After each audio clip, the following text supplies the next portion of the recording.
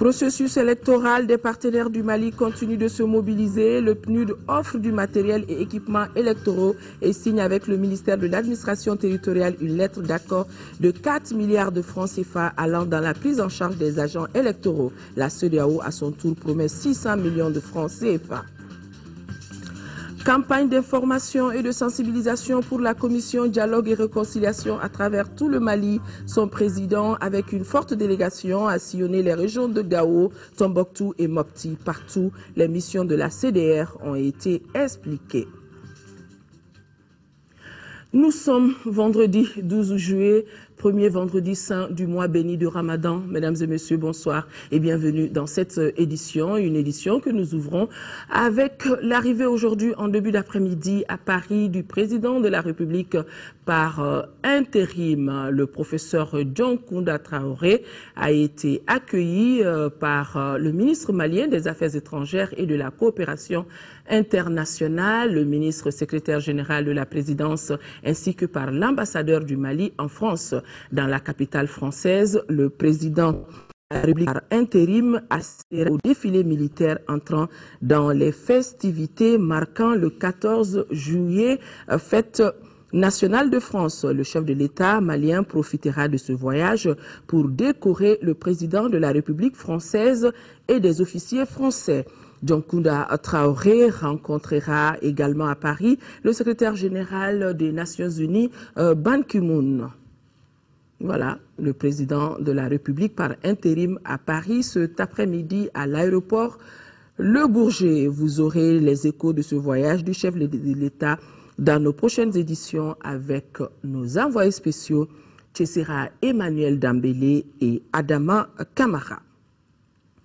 Ici à Bamako, le Premier ministre Django Sissoko a lui reçu en audience le professeur Alusenou Bretodo, qui est le secrétaire exécutif sortant du comité inter-État de lutte contre la sécheresse au Sahel, et le docteur Jimé Adoum, nouveau secrétaire exécutif de cette organisation sous-régionale. Les deux personnalités, à leur sortie d'audience, sont au micro de Nando Dambélé. Nous sommes revenus rendre compte au Premier ministre et à l'ensemble des hautes autorités du Mali un message fort, celui vraiment de la santé du SILS. Donc on a fait l'état, n'est-ce pas, de vie du SILS au Premier ministre. Et ensuite, je lui ai introduit le nouveau secrétaire exécutif, comme vous le savez, après 2 mandats consécutifs à la tête du SILS. La dernière conférence des chefs d'État a décidé de la nomination de Dr Jimé Adoum de la République du Tchad au poste de secrétaire exécutif. Donc j'étais venu remercier vraiment le gouvernement, le Premier ministre de la République du Mali pour tous les appuis multiformes qu'ils ont apportés à la réussite de nos 2 mandats consécutifs à la tête du SILS, et en même temps vraiment lui solliciter l'appui auprès des hautes autorités du Mali, l'appui au secrétaire exécutif entrant. Nous avons convenu sur au minimum 2 ou 3 choses. Les plus essentielles, c'est que nous avons essayé de magnifier les acquis du secrétaire exécutif sortant, et nous allons nous ouvrir vers d'autres chantiers parce que le changement climatique qui plane pose beaucoup de problèmes, et c'est notre devoir le plus absolu d'utiliser la haute science pour chercher à résoudre certains de ces problèmes qui compliquent la sécurité alimentaire et la malnutrition et la pauvreté.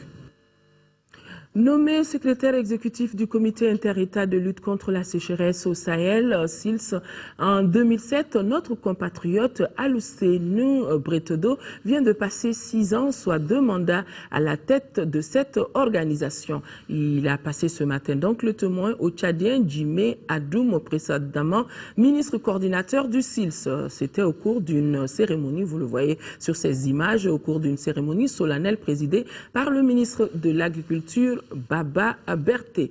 Félicitant son prédécesseur, le docteur Adoum invite tous les cadres à la cohésion de l'organisation sous-régionale pour que le flambeau ne s'éteigne pas.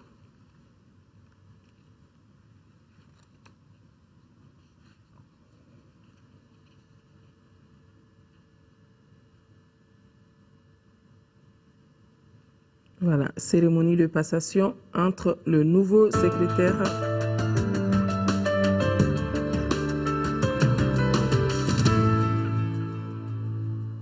Nous ouvrons la page élection de ce journal.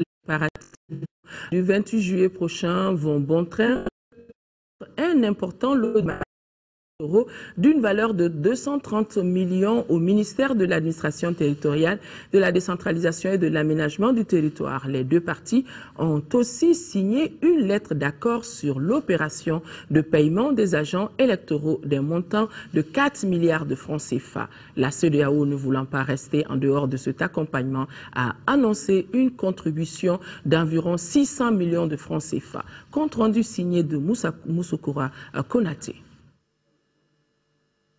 Ces équipements électoraux sont entre autres des gilets pour les agents de bureau de vote, des lampes d'éclairage, des vidéoprojecteurs, du matériel informatique pour le centre d'écoute et d'orientation de l'électeur, d'un groupe électrogène pour le gouvernorat de Kidal et des t-shirts.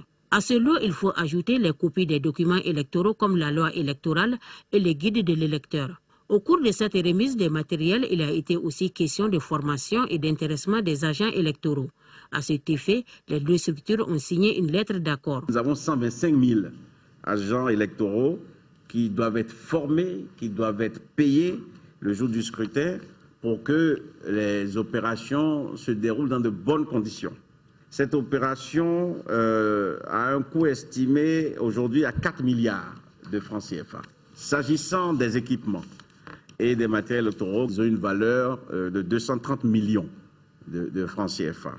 À travers l'expérience et la tradition d'organisation des élections au Mali, je suis convaincu que chacun pourra remplir sa tâche avec succès. L'annonce du représentant spécial de la CEDEAO a rehaussé l'éclat de cette cérémonie. Le président de la commission de la CEDEAO m'a chargé de vous remettre une lettre où il annonce une contribution de la CEDEAO d'un montant de 1 million de dollars et de vous rassurer qu'à partir du 15 juillet, 250 observateurs seront déployés ici au Mali et ils resteront jusqu'au 15 août.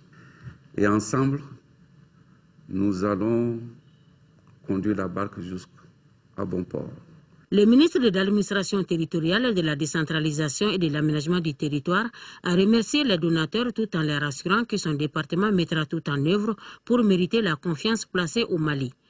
Le chemin que nous avons réussi à faire, certes on a une petite contribution dedans, mais je pense que c'est aussi en particulier et grâce aux efforts que eux aussi ils ont fournis. J'invite les équipes, spécialement les équipes du ministère de l'administration territoriale, à garder le cap et à tout faire pour qu'on ait un premier tour reçu le 28 juillet et si nécessité il y a d'aller à un second tour, qu'on puisse avoir un second tour aussi parfait que possible le 11 août. Et que tous ensemble, avec les Nations Unies, avec la CEDEAO, qu'on puisse mettre en place le plus rapidement possible le nouveau président de la République. La visite du centre d'écoute et d'orientation de l'électeur a mis fin à la cérémonie. Vous le savez, depuis hier, l'administration générale est installée à Kidal. L'organisation de l'élection présidentielle le 28 juillet demeure la priorité de cette administration. C'est pourquoi elle est rentrée à Kidal avec tous les documents liés aux élections. La DGE et la CENI ont fait également leur entrée à Kidal. Écoutons tout d'abord le gouverneur de Kidal, le colonel Adama Kamisoko, et vous pourrez suivre ensuite le préfet de Tinesako, le commandant Mouridjara. Ils sont tous deux au micro de Tchemogo Sagara. Je remercie tout d'abord le bon Dieu et le fait que je sois aujourd'hui à Kidal, bien sûr après 2 années d'absence, parce qu'en 2011 j'étais venu avec les 4 ministres ici, donc ça fait 2 ans que je ne suis pas venu à Kidal, donc je me réjouis réellement et je suis très content d'être aujourd'hui à Kidal. Je crois que la première priorité pour l'administration aujourd'hui, c'est d'organiser les élections crédibles dans toute la région de Kidal. C'est ça aujourd'hui notre priorité. Donc je suis venu avec une équipe bien étoffée qui vont se donner tout de suite à la tâche. Je suis sûr et certain que nous allons rattraper certains petits retards. Je suis sûr et certain dans les 2 ou 3 jours, vous allez voir que nous allons les rattraper. Je suis sûr et certain que Kidal va voter au même titre que les autres régions du pays. En tout cas, avant le 28, tout le monde sera là. Déjà, tous les préfets sont là. Il y a des sous-préfets qui sont là. C'est quelques sous-préfets qui ne sont pas venus. Mais la semaine prochaine, ils seront là. Par rapport à la date exclusive qui est aujourd'hui, nous sommes en train de faire le travail sur la liste électorale afin que ça soit arrivé à la DGE dans le délai. Nous sommes là-dessus et nous espérons respecter le délai. Nous sommes venus pour travailler et on va travailler d'arrache-pied pour que nous soyons dans les délais afin que l'administration ne soit pas coupable de l'échec des élections. La distribution des cartes va comme électorale. Nous sommes à Kidal, restons-y pour vous dire que la situation sécuritaire s'améliore de jour en jour. Les forces armées de la MINUSMA et celles du Mali travaillent ensemble pour garder justement le même cap. À l'occasion du retour et de l'installation de l'administration dans la région, nos reporters Adama Diakité et Tchemogo Sagara ont fait un tour dans les différents camps de Kidal.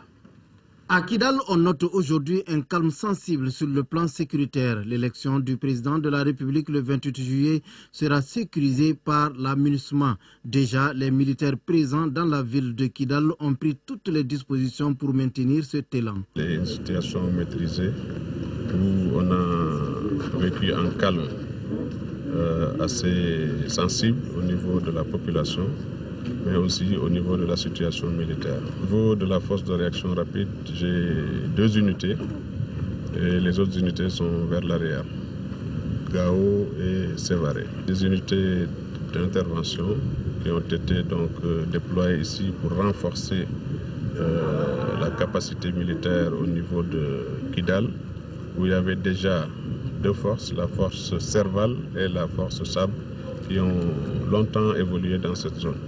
Donc, au vu de l'approche des élections, il a été nécessaire de les renforcer par la MINUSMA pour qu'on puisse avoir une force de ses environs. Les militaires maliens présents à Kidal ont à ce jour enregistré qu'un seul incident au niveau du checkpoint occupé par les militaires de la MINUSMA. La situation sécuritaire ne fait que s'améliorer. Au début, on avait des manifestations souvent assez violentes. Bon, aujourd'hui, on ne voit plus de manifestants, donc ça s'améliore. Ça, c'est du côté sécuritaire général, mais sur le plan militaire, à part la nuit où nous sommes arrivés, où il y a eu l'attaque du checkpoint de la MINUSMA, il n'y a pas eu d'autres incidents de ce genre. Cette situation a permis à l'administration générale de s'installer à Kidal. Les services techniques pour les activités de développement et un vote réussi le 28 juillet. De Kidal, rendons-nous à Gao où plus de 50 femmes et jeunes sont en formation sur le processus électoral et cela dans le but de mobiliser plus de citoyens à l'élection présidentielle du 28 juillet prochain. Nous retrouvons Daouda Zoumana Traoré. La présidentielle est dans nos murs et il faut une forte mobilisation des fils et filles de ce pays. Souci majeur des hautes autorités est partagé par l'ONG GREFA. La campagne de mobilisation des électeurs et électrices de Gao vise une forte participation à la présidentielle qui profile à l'horizon. La population et les déplacés revenus des communes de Gabiro, Soni Alibert, Gounzouré et Gao doivent être sensibilisés sur l'importance des cartes Nina. L'ONG GREFA compte sur la disponibilité des autorités administratives, des responsables des partis politiques, des chefs des villages et quartiers pour accompagner les relais et jeunes qui vont être formés et déployés dans les villages et quartiers. Les responsables des partis politiques, des associations de femmes et de jeunes, ainsi que l'administration ont répondu à l'appel et sont prêts à s'engager pour ce projet dont l'aboutissement les aidera dans leur mission. Cet appui considérable du PNUD à ce projet favoriserait à coup sûr la participation massive à l'élection présidentielle du 28 juillet 2013, élection que nous souhaiterons sûrement apaisée, transparente, dont le résultat serait accepté de tous. Les 25 femmes et les 25 jeunes qui ont la charge de l'exécution de ce projet en faveur de l'élection présidentielle vont suivre des modules sur le processus électoral. Le PNUD est le bailleur de ce projet.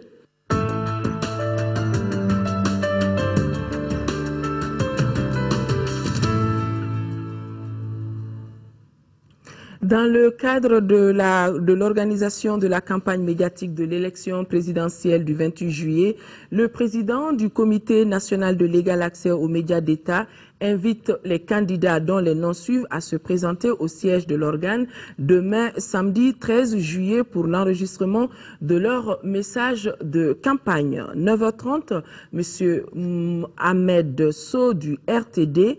10h, M. Nyankoro Yesamake, PACP. 10h30, M. Zoumana Sako, Senas Faso Here. 11h, M.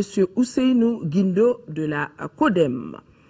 Vous pourrez suivre aussi après ce journal les messages de campagne des candidats Cheikh Boukadari Traoré du Paris-Car et Oumar Ibrahim Touré du parti APR. Ces messages de campagne seront suivis de l'entretien de 10 minutes avec les candidats Youssouf Sissé et Moussa Mara. L'actualité sur un tout autre plan, l'Agence de technologie de l'information et de la communication AGETIC a procédé au lancement du point ML. Le point ML est le domaine Internet de premier niveau de la République du Mali et les domaines ML pourront être enregistrés gratuitement partout où se trouve l'utilisateur Internet. Moussa Fane a suivi cette cérémonie de lancement. Le Mali compte moins de 100 domaines ML actifs. Ce nombre est l'un des plus bas au monde. C'est pourquoi l'Agence des technologies de l'information et de la communication AGETIC vient de concevoir une stratégie moderne et innovante pour le développement du point ML. La démocratisation de l'usage des noms de domaine au Mali est un projet ambitieux offert aux utilisateurs du point ML. Pour alléger et promouvoir ces noms de domaine au Mali, nous avons besoin de développer une stratégie. Et cette stratégie a été, comme dans la présentation, sur 2 axes. Une infrastructure qui fonctionne bien pour avoir la confiance des utilisateurs, mais aussi un modèle commercial pour promouvoir les noms de domaine au Mali et promouvoir le Mali sur Internet. Le point ML appartient à tous les Maliens et chacun devrait pouvoir en tirer bénéfice. Et notre train est en retard. Nous sommes convaincus qu'il est possible d'aller vite dans la démocratisation de l'usage des noms de domaine. Et cela, naturellement, favorisera le développement de l'économie numérique et le développement en général du pays. Le ministre de la Poste et des Nouvelles Technologies a invité l'AGETIC à œuvrer pour la réussite de cette nouvelle stratégie. Dans cette nouvelle dynamique, j'exhorte l'AGETIC à mettre tout en œuvre pour la réussite de cette mission aussi. J'invite l'autorité malienne de régulation des télécommunications TIC et FOS, la FRTP, les bureaux d'enregistrement à s'engager dans un partenariat fécond afin de faire du domaine Mali l'un des domaines les plus visités et les plus compétitifs par le monde. Auparavant, l'agence avait formé des agents venus des structures et organisations désignées pour vendre les noms de domaines. La gestion du point ML par l'AGETIC repose sur 2 principes fondamentaux qui sont l'utilisation d'une nouvelle technologie de pointe assurant un service de qualité et l'application d'un modèle commercial innovant. Je vous le disais dans les titres, est en cours actuellement une vaste campagne d'information et de sensibilisation de la Commission Dialogue et Réconciliation. C'est ainsi que le président Mohamed Salia Sokona et une forte délégation de son institution ont sillonné 2 jours durant les régions de Gao, Tombouctou et Mopti. L'objectif de cette mission, c'était d'expliquer aux populations les raisons de la création de la CDR et les missions qui lui sont assignées. Envoyé spécial Mohamed Touré. C'est par la ville de Gao que le président de la commission Dialogue et Réconciliation et sa délégation ont débuté hier jeudi la première prise de contact avec les populations des régions de Gao, Tombouctou et Mopti. L'objectif de ce périple de 2 jours était d'expliquer les missions assignées à l'institution.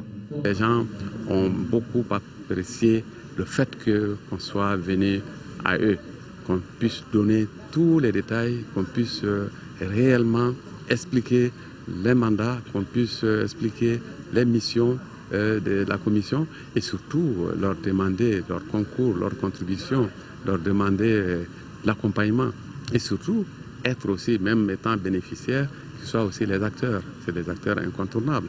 Le président de la CDR a expliqué aux populations les différentes tâches de sa commission et les méthodes qui seront utilisées pour les atteindre. Il s'agit d'identifier tous les acteurs de la crise de notre pays, élaborer et proposer des canevas appropriés pour un vrai dialogue entre tous les Maliens. Par rapport à la mise en place, disons, des structures régionales ou subrégionales, je pense que déjà, nous l'avons dit, et le décret le précise, que la Commission peut mettre en place des groupes de travail au niveau régional, subrégional. Dans la salle tout à l'heure, vous avez entendu un intervenant, je crois que c'était un chef Bozo, qui a dit qu'ils avaient des mécanismes qui étaient là, qui marchaient bien. Au niveau local, au niveau du village, il y a ce qu'on appelle des sages. Les sages, bon, quand il y a un conflit, ces sages sont toujours tout de suite saisis et puis généralement, ils arrivent à trancher, à trouver la solution. Et j'ai répondu pour dire que bon, justement, ce sont des structures que l'on peut compter. Le président de la commission a insisté sur le fait que son institution n'a pas mandat à juger ou à amnistier. Les populations des 3 régions ont salué cette visite et la création de la CDR. Les préoccupations restent les mêmes pour les populations.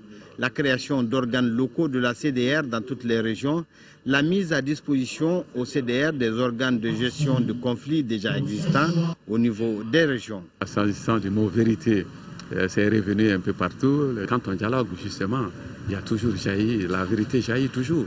Donc sans que le dise expressément, sans que le mot vérité apparaît dans le dialogue qu'on aura à établir. Il faut rappeler que la CDR compte 33 membres. Sa mission principale est d'instaurer un vrai dialogue entre tous les fils de ce pays en vue d'une paix définitive. Une autre délégation de la commission Dialogue et Réconciliation séjourne dans la région de Koulikoro et la délégation a rencontré les différents acteurs de la région. Les échanges ont porté sur la mission de la commission Fousseni Tunkara depuis Koulikoro. La mission de la commission Dialogue et Réconciliation comporte 4 grands volets. Cette visite régionale marque le début du premier volet, à savoir identifier et recenser les forces politiques et sociales, ainsi que les groupes armés concernés par le processus de dialogue et réconciliation. La communication présentée conjointement par les membres de la délégation de la commission chargée d'unir les Maliens par la voie du dialogue a permis aux participants de comprendre et d'adhérer à l'idée de cette nouvelle structure. C'est la première fois qu'une telle commission soit créée. Et tout le monde doit y adhérer. Et je pense que si tout le monde adhère, la commission pourra réussir sa mission. Et toutes les fractures sociales qui ont été constatées jusqu'ici pourront effectivement trouver des solutions. Il ressort également de la rencontre que des groupes représentatifs de la commission seront créés dans chaque région pour gérer les problèmes spécifiques. L'étape de Koulikoro pour le deuxième vice-président de la commission Dialogue et Réconciliation a été plus qu'une réussite. Je sors vraiment très content de cette rencontre. Au point où je ne voulais presque pas quitter la salle parce que j'ai trouvé une chaleur humaine vraiment assez rare. J'ai vu que l'auditoire que nous avons rencontré aujourd'hui était, je dirais, presque plus captivé, plus intéressé que les porteurs même des messages ont été que nous sommes. Avant cette visite régionale, la commission dirigée par Mohamed Salia Soukona a mené plusieurs autres activités. La commission d'abord a eu beaucoup de contacts avec les organisations internationales, nationales, ambassades, les corporations de toutes sortes, les religieux, les partenaires économiques et elle a rendu visite à toutes les institutions et ensuite nous avions fait beaucoup de formations dans le cadre de renforcement des capacités. Auparavant, la délégation avait rendu visite aux chefs coutumiers et religieux considérés comme des médiateurs sociaux traditionnels. Le gouverneur de la région de Caille en visite de chantier à la cimenterie de Gangoteri, exploitée par le groupe malien DCM Astro. L'unité n'a pas encore été inaugurée, mais elle a commencé la production depuis 6 mois. Caille Kansoutou Kanouté.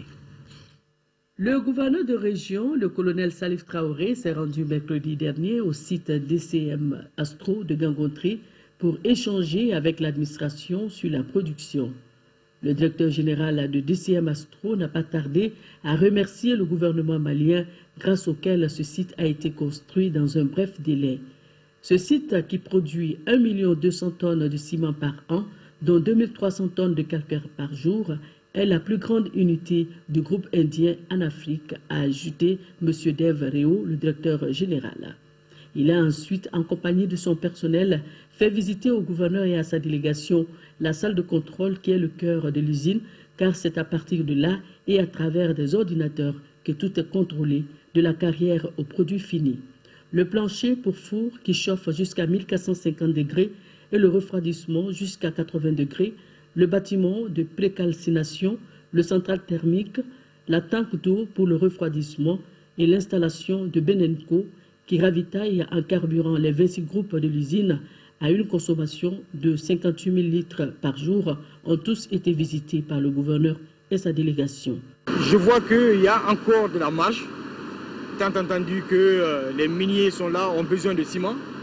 Le Mali est en chantier, donc c'est une usine qui peut encore s'agrandir et donc qui peut encore employer beaucoup plus de Maliens et donc absorber plus de chômage. À rappeler que l'usine n'a pas encore été inaugurée officiellement, mais la production a commencé depuis janvier 2013. Dès l'annonce du tragique accident survenu mercredi dernier à l'entrée du Caire, le gouverneur a écouté sa visite pour se rendre à l'hôpital pour voir les blessés, auxquels il a souhaité un propre rétablissement. Je dis c'est une catastrophe. 20 personnes, c'est incroyable. Et c'est une tragédie, mais au-delà de cela, quand même, je voudrais quand même féliciter les services sanitaires et la protection civile, et plus particulièrement le docteur Sangari qui s'est trouvé sur les lieux, qui ont fait un travail extraordinaire. Voilà, la visite de l'épouse du chef de l'État en Mauritanie, Mme Traoré Mintou Doucouré, est allée visiter hier jeudi le port de pêche de Nouakchott et les entrepôts maliens. Le premier site est un lieu touristique pour les amateurs de poissons directement sortis de l'eau et sur le second site transitent les marchandises en provenance ou à destination de la Mauritanie. Envoyés spéciaux Aliou Touré et Ndeye Sissoko. Avec 2400 km de frontière avec le Mali, la Mauritanie est le pays qui a accueilli le plus grand nombre de réfugiés maliens. Ils sont estimés à environ 76 000. Un nombre qui cependant doit être revu à la baisse puisque beaucoup d'entre eux sont rentrés depuis la libération des régions du nord du Mali. Ceux qui sont encore sur place vivent dans le camp de Bassekounou, situé à plus de 1000 km de Nouakchott. Ce camp connaît des problèmes liés à l'hygiène et au manque d'eau. Fort heureusement, la mobilisation ne faiblit pas en faveur des réfugiés. Et ce mercredi, c'était au tour de la première dame du Mali de leur venir en aide. Traoré Mintou Doucouré vient de remettre 7 millions de francs CFA pour améliorer leur quotidien, dont 2 millions pour les femmes pour leur permettre de fructifier leurs activités génératrices de revenus. Une occasion pour elle de remercier la première dame de Mauritanie pour les avoir accueillis dans son pays et demander aux réfugiés de rentrer au bercail. Depuis plus d'une année, vous avez été meurtris dans votre chair et dans votre âme. Aujourd'hui, tout ceci n'est qu'un vieux souvenir, avec l'espoir qui renaît pour nous, les Maliens. L'espoir de retour de la paix et de la sécurité. L'espoir pour ces centaines d'enfants et de jeunes de reprendre le chemin de l'école. L'espoir pour ces nombreuses femmes de reprendre leurs activités de tannerie, de petit élevage ou de petits commerces. Je suis venu ici en République islamique de Mauritanie pour partager avec vous cet espoir. Je compte beaucoup sur vous les femmes. Pour ce faire, nous devons tous nous impliquer. Particulièrement, je voudrais insister sur le rôle important que les femmes du Mali doivent jouer dans ce processus de réconciliation. Les 7 millions de francs CFA ont été remis aux représentants des réfugiés en Mauritanie. Ils ont remercié l'épouse du président de la République par intérim et à travers elle, tout le Mali. Je suis très contente de ce geste de la part de cette première dame. Et vraiment, je souhaite la paix éternelle et unie pour tout le monde. Pensant quand même que dans les guerres et dans tous les problèmes, c'est les femmes et les enfants qui souffrent. Voilà, un problème d'aiguillage. En tout cas, l'épouse du chef de l'État est de retour ici à Bamako et nous espérons pouvoir vous proposer sa visite sur les chantiers de Nouadhibou et les entrepôts du Mali. En 4e région, le projet d'appui aux communautés rurales PACR a tenu sa 8e session ordinaire du comité régional de suivi et de coordination dans la cité des Balinzans. Fousseini et Samaké compte rendu. Les membres ont examiné l'état d'exécution des plans opérationnels 2012-2013, les bilans des investissements réalisés de 2006 à 2013 et les perspectives du projet, entre autres. Malgré les difficultés rencontrées, l'impact du projet est perceptible dans la région de Ségou. Au nombre de ces réalisations, on note la construction des centres de santé communautaires, d'écoles, de puits et forages. C'est pourquoi les bénéficiaires souhaitent une prolongation de cette coopération dans le cadre de la réduction de la pauvreté. Tout d'abord, je tiens à remercier la Banque mondiale et le gouvernement malien par rapport à l'assistance dont nous avons bénéficié. Le PACR a fait de très bonnes choses. Mais à l'annonce de la clôture de ce projet au 31 décembre, nous sommes inquiets. Au nom des élus et de la société civile, nous aurions souhaité un petit rallonge. La crise même que nous venons de traverser, il y a beaucoup de choses à consolider à présent par rapport à ce projet.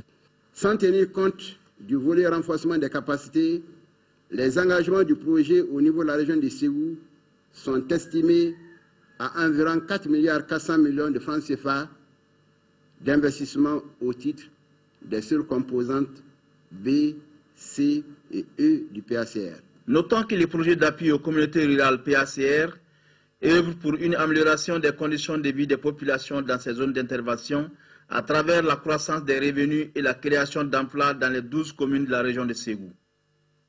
Le comité de pilotage du projet de renforcement des capacités pour une meilleure gestion de l'eau dans la pratique de l'agriculture pluviale de la 2e région a tenu sa première session, et cela dans la salle de réunion de la direction régionale de l'agriculture de Koulikoro. Koulikoro, nous retrouvons Daouda Akone. Les membres du comité de pilotage ont examiné le plan annuel 2013-2014 ainsi que le manuel de procédure du projet. Koulikoro a été choisi pour servir de zone test durant la phase pilote du projet de renforcement des capacités pour une meilleure gestion de l'eau dans la pratique de l'agriculture pluviale au Sénégal, au Mali, au Burkina Faso et au Niger. Les communes bénéficiaires sont celles de Banamba, Sirakorola et Massantola. Après avoir examiné le plan annuel 2013-2014 ainsi que le manuel de procédure du projet, les membres du comité de pilotage ont fait des recommandations. Le comité a recommandé, entre autres, la prise en compte de l'aspect genre. Le comité a également recommandé la dotation des producteurs en kit. Au nom du gouvernement du Mali, nous adressons tous nos remerciements au gouvernement australien pour ce geste de solidarité. À savoir que le projet renforcement des capacités pour une meilleure gestion de l'eau dans la pratique de l'agriculture pluviale au Sénégal, au Mali, au Burkina Faso et au Niger est financé par la coopération australienne dans le cadre du partenariat Afrique-Australie. La phase pilote du projet durera 2 ans. En 5e région, l'ONG Al-Farouk, en ce début de Ramadan, a procédé à une remise de vivres aux populations démunies de la commune urbaine de Mopti. Mopti, Yaya Bokoum. Après Gao, Douanza, Kwana, c'est au tour de la commune urbaine de Mopti de bénéficier de l'aide alimentaire de l'ONG Al-Farouk Mali. 20 tonnes de mil, 10 tonnes de riz, 30 cartons d'huile, 33 cartons de lait, 1 tonne de sucre pour une valeur de 15 millions de francs CFA destinée à 200 ménages. Cette remise consacre ce que nous avons toujours appelé la solidarité, ce que nous avons toujours appelé le sens le plus profond de la religion musulmane, qui prône l'entraide, la solidarité, et beaucoup plus bien évidemment en période les plus délicates, en période les plus prescrites par l'islam, ce mois de Ramadan. Au nom de toute la population de la commune urbaine de Mopti, je dis à Al-Farouk merci pour ce qu'ils sont en train de faire pour la commune de Mopti. Toujours dans un esprit de bienfaisance, l'ONG Al-Farouk envisage d'autres activités pendant le mois béni du Ramadan. L'ONG Farouk envisage encore de faire une autre série de dons qui va faire un peu le tour du Mali. Au terme de cette série de donations, l'ONG Al-Farouk Mali aura secouru au total 1100 ménages avec des vivres d'une valeur de 100 millions de francs CFA. Même élan de solidarité en ce début du mois de Ramadan, l'association islamique pour le salut distribue des vivres à des démunis des communes 6 du district de Bamako. Ce geste de solidarité est mené chaque année par l'Institut islamique de Missira avec l'appui d'une fondation turque qui œuvre dans l'humanitaire. Voilà des images de remise de vivres à des populations en ce mois béni de Ramadan. 20 millions de francs CFA, c'est le montant du chèque que vient de remettre la construction générale du Burkina Faso, COGEP, à l'ONG et Child for All ACFA. Cette somme permettra à l'ACFA de prendre en charge des enfants orphelins du Mali. Khadija Toukone pour les détails. La construction générale du Burkina Faso, COGEP, a remis un chèque de 20 millions de francs CFA à l'ONG et Child for All, qui signifie un enfant pour tous, pour la prise en charge des enfants orphelins.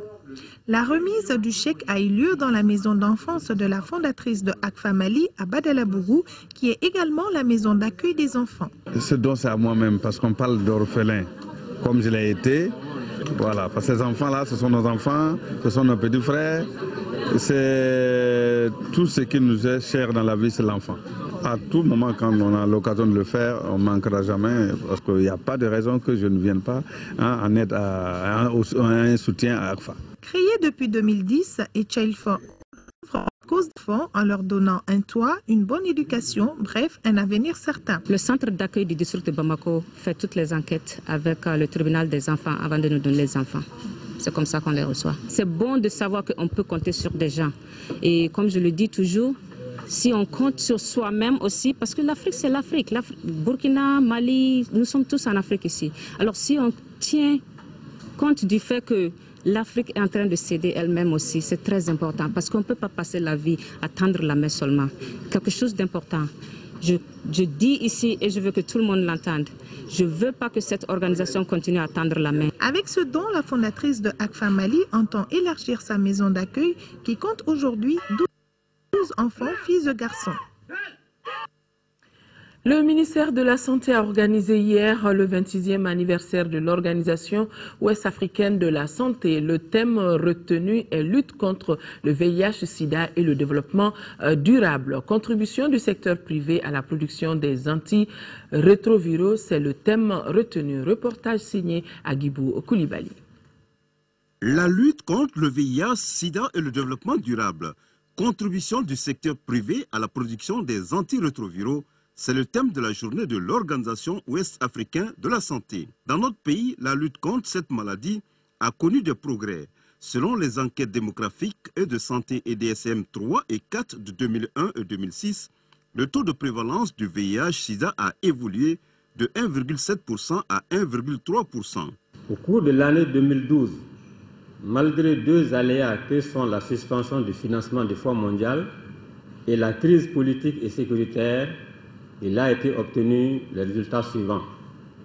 43 040 personnes ont été dépistées dans la population totale. 28 751 personnes sur 46 524 ont été suivies régulièrement, soit 61,9%. 96 228 femmes enceintes ont été conseillées en PTME, parmi lesquelles 58 675 ont été testées.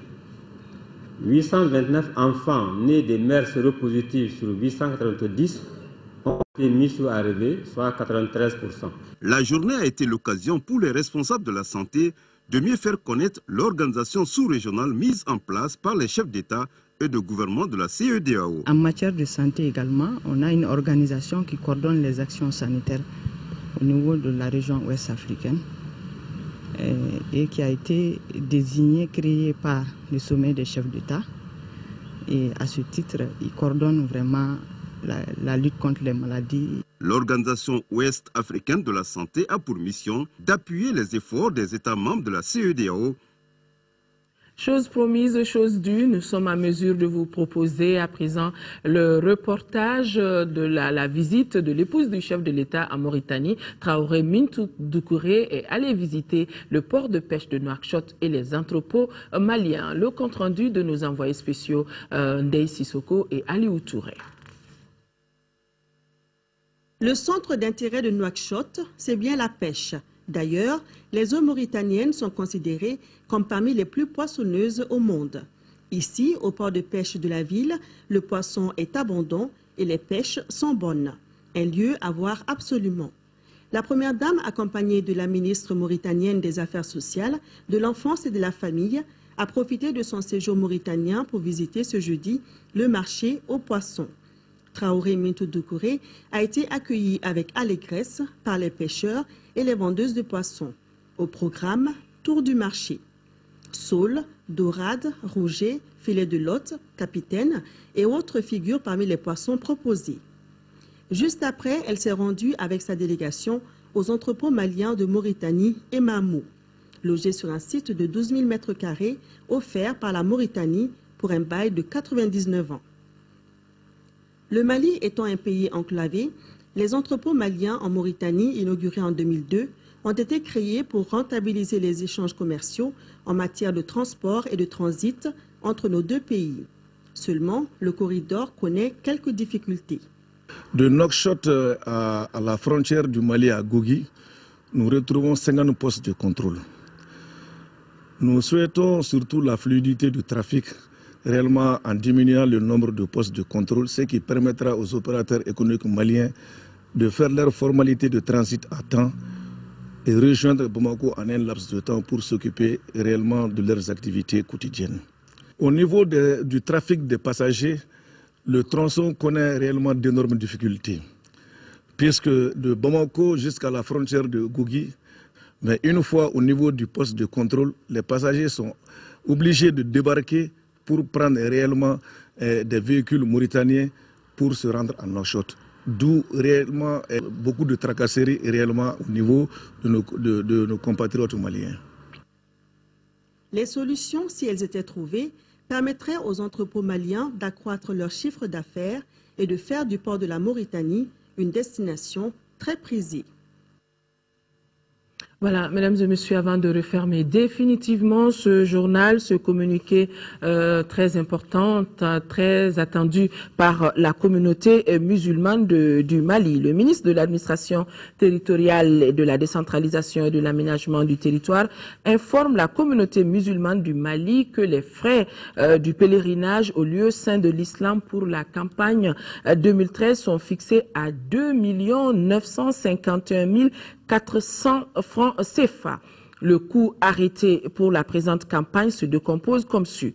Transport Bamako-Djeddah-Bamako par voie aérienne, 1 398 000 francs. Frais de séjour en Arabie Saoudite, 1 331 900. Pécule mouton, 70 000 francs. La contribution à la maison du Hajj, 20 000 francs. Transport pèlerin et bagages maison Hajj, aéroport maison Hajj est de 4 000 francs. Les frais bancaires s'élèvent à 20 000 francs. Frais signe distinctif du pèlerin, 10 500. Visite médicale sans la radiographie du thorax, c'est de 30 000 francs CFA. La vaccination est de 17 000 francs CFA. Le passeport, 50 000 francs CFA, ce qui fait un total de 2 951 400 francs CFA. Les inscriptions se feront du 15 juillet au 10 septembre 2013 à la maison du Hajj, sise à l'enceinte du Centre culturel islamique de Hamdalaï dans les cercles, les missions diplomatiques et consulaires du Mali à l'étranger. Le versement des fonds ainsi que les différentes formalités s'effectueront simultanément au niveau du guichet unique de la maison du Hajj. La compagnie saoudienne est retenue pour assurer le transport des pèlerins. L'acheminement des pèlerins à la phase aller s'effectuera du 25 au 27 septembre 2013 et la phase retour du 20 au 22 octobre 2013. Tous les candidats de l'intérieur doivent être physiquement présents à Bamako au plus tard le 20 septembre 2013 pour les dernières formalités de voyage et la formation. Par ailleurs, il est demandé à chaque pèlerin au départ de Bamako d'être muni de 12 photos d'identité. Et nous reprenons ce communiqué du Comité national de l'égal accès aux médias avec ce rajout.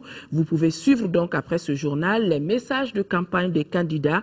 Cheikh Boukadari Traoré du parti CAR, Oumar Ibrahim Touré du parti APR. Ces messages de campagne seront suivis de l'entretien de 10 minutes avec les candidats Youssouf Sissé, Moussa Mara et Ibrahim Boubacar Keïta. Voilà, c'est donc tout pour cette édition. Merci de l'avoir suivi.